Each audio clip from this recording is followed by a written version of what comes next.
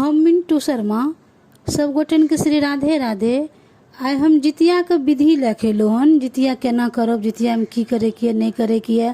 ओना तो अपना एने के लोग के जे बूढ़ पुरान छथिन हुनका तो सब मालूमे छन केना करे छथिन नहीं करे छथिन। हुनके आर से तो हम सब सिखलौ हन। आ जे नया छथिन पहले बार करथिन ये हुनका ल छै। कुछ गलती सलती भे जाए तो अहाँ सब माफ करे जाब। तो चलू सुने जाओ, बता रहल छी हमें जते हमरा समझ में आबैया ओते हम बता रहल छी। नहाय खाए के दिन चाहे 5 बजे से नहाओ चाहे 6 बजे से नहाओ, नहाय ले जे लागब पोखर में तो घिउरा के पत्ता तेल खैर ले के सब जब घर में नहाब तो घिउरा के पत्ता चाहे झिंगुली के पत्ता, झिंगुली के पत्ता अगर नहियो मिले तो की करबे, घिउरो के पत्ता पर चढ़ायल जाय छे। ई तो अशुद्धे पाबनि या, एमे कोनो नियम नहीं होय छे। पितर पक्ष में तो ई व्रत होबे करैया, एहि में कोनो दिक्कत नहीं। पोखर में जाब तखने एक डुबकी पोखर में लगा लेब। ओकरा बाद पत्ता बिछे के जिनका सास छन से पितर के नहीं चढ़ेथिन आ खाली जितवाहन के आ चिल्हो सियारनी के चढ़ेथिन। जिनकर सास मर गेल छन से सब पितर के चढ़ेथिन। अपना सास के, ददिया सास के, ननिया सास के, जते पितर मर गेल छथिन सबके चढ़ेथिन। सबसे पहले जितवाहन के एगो पत्ता पर तेल खरी चढ़ा के फेन चिल्हो सियारनी के चढ़ाब। ओइ के बाद में जते अहाँ के पितर मरल छथिन, ननिया सास, ददिया सास, अपन सास सबके चढ़ाब। नियम से रखब जिनकर सास नहीं मरल छथिन से खाली जितवाहन के चढ़ेथिन आ चिल्हो सियारनी के चढ़ेथिन। हुनका चढ़ा के सब पर तेल खैर दे देब, अंगुरी से तेल दे देब आ सब रख के गोर लाग लेब। जेना लोग नहीं कहे छे फल्ला डॉक्टर छथिन से माथा के लिए विशेष छथिन, फल्ला डॉक्टर छथिन से आँख के लिए विशेष छथिन, तहिना ई व्रत जे छे से पुत्र और पुत्री संतान के लिए विशेष छे, स्पेशल व्रत छे। ई देवता जे छथिन से स्पेशल छथिन। ई व्रत जे ये पुत्र के रक्षा करे वाला, ई पति के रक्षा करे वाला ई व्रत ये। कोनो एने ओने वाला व्रत नहीं है। सब कुछ बढ़िया से चढ़ा के गोर लाग लेब। कनी देर रुक जाए 5-10 मिनट। ओकरा बाद में 1 लोटा पानी लेके सबके धोखार के पोखर में धे देबे। जतेक पत्ता छे, तेल खैर छे, फूल पत्ती छे, सबके 1 लोटा पानी लेके पोखर में भसिया देबे। आ अगना में जे नहाब त जहिना कहलहुँ तहिना सब पत्ता पर तेल खैर चढ़ा देब, गोर लाग लेब।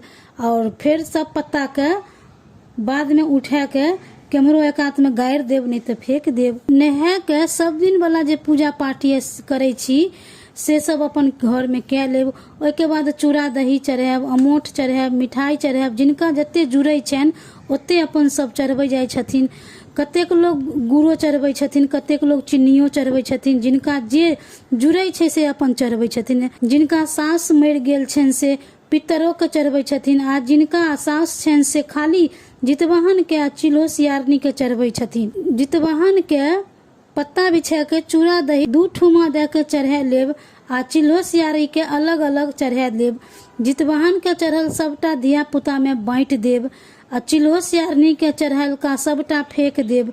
ऊ प्रसाद केकरो नहीं दै छे, नहीं कोई खाए के चाही। पितर के चढ़ायल छे से भगिनमान के दे देब। नहीं मिलत भगिनमान तो गाय छथिन ने, गाय के दे देब। जे पितर के नहीं चढ़ेथिन से जितवाहन के चढ़ा के सब उतार के अपन धिया पुता के, जितवाहन के बच्चा कह के हुनका दे देब। जिनका सास मर गेल छन से सबसे पहले अपना सास के चढ़ेथिन। ओइ के बाद ददिया सास के, ननिया सास के, जते पितर छथिन सबके चढ़ेथिन। सबके ओसार के प्रणाम के सब पितर के सुमर के जे बच्चा के रक्षा करू आ प्रसाद उठा के सब में बांट देब। तेल जे चढ़ेने रहब से उठा के धिया पुता के लगा देब। अगर धिया पुता लग में नहीं है, कहीं दूर छे तो एगो शीशी में उठा के बंद क्या के रख लेब। जहिना अतै तहिना ओकरा सौंसे दे अपन लगा देबे। पहले के जमाना में लोग की करत रहथिन से पता ये, अही तेल में फेट फेट के बच्चा के साल भर लगबैत रहथिन रे।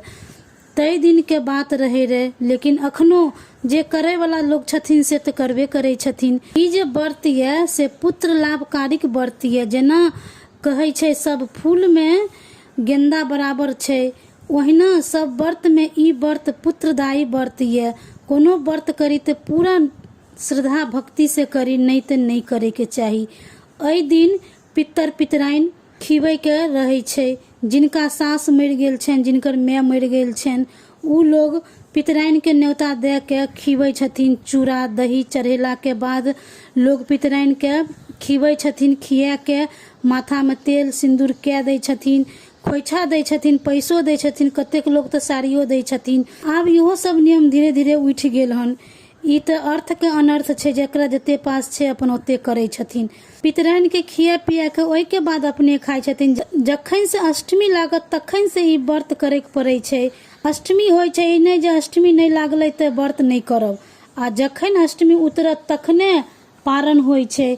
फेर से जे दिन व्रत के दिन रहत ओहि दिन मुंह में दतमैनो नहीं करे के चाही। कतेक लोग डाली भरे छथिन, फल फूल नारियल डारा लेके भगवती लग में डाली भरे छथिन। कतेक लोग डाली नहियो भरे छथिन। एहि में कोई नियम नहीं छै कि सब कोई डाली भरबे करे छथिन। डारा जैगो बेटा नाती पति या विवाहित बेटी छथिन तऽ सिंदूर बिंदी धरब, अविवाहित छथिन तऽ हुनका ओहिना फल फूल लेके धरब। डाली नहियो भरब तऽ जैठिना कथा सुनै छी ओतऽ खीरा सिंदूर बिंदी डाली जितिया धरब। जितियो कथा सुनला के बाद में गला में पहिरब। कतेक लोग डारी भर के लाल कपड़ा से झाँप के भगवती लग में रख दै छथिन, मूर्ति बनबै छथिन। कतेक लोग चिल्हो के सियारो के जितवाहन के पंख वाला जितवाहन के पीढ़ी पर रख के हुनका सबके सब गोटेन मिल के पूजा करे छथिन, डारा धरे छथिन। खीरा धरू, औकुरी धरू, केराव के औकुरी जरूर धरू, तब कथा सुनू। कथा सुन के प्रणाम के लिया, मुंह में दतमैनो नहीं रखब, कुछ काटब नहीं, कुछो तोड़ब नहीं, केस में कंघियो नहीं करब। दोसर से करे सकै छी, हम सब तो खैर नहीं करे छी। कतेक लोग कंघी करे छथिन, लेकिन हम सब नहीं करे छी।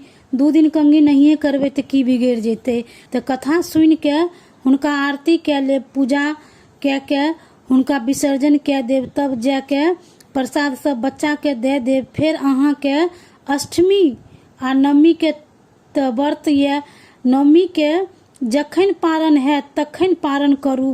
भोरे भोर में ओठगन नहीं रहत, खीरा सुपारी चढ़त पीढ़ी पर, त कोनो बच्चा से खीरा कटवे लेब, राइते में कटवा के रख लेब, सुपारी फोड़वा के रख लेब। कतेक लोग खीरा सुपारी चढ़बै छथिन, आ कतेक लोग चूड़ा दही चढ़बै छथिन। जितवाहन के, चिल्लो सियारनी के, सब पितर के चढ़बै छथिन।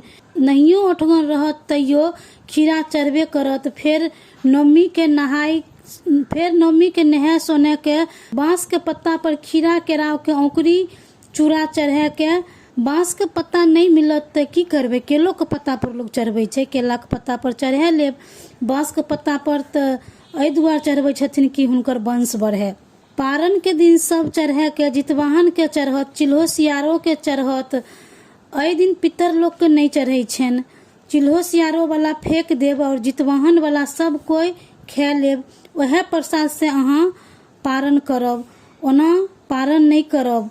पहले गरम गरम दूध पी लेब, तब अहाँ के जे खाए के ये से खाओ।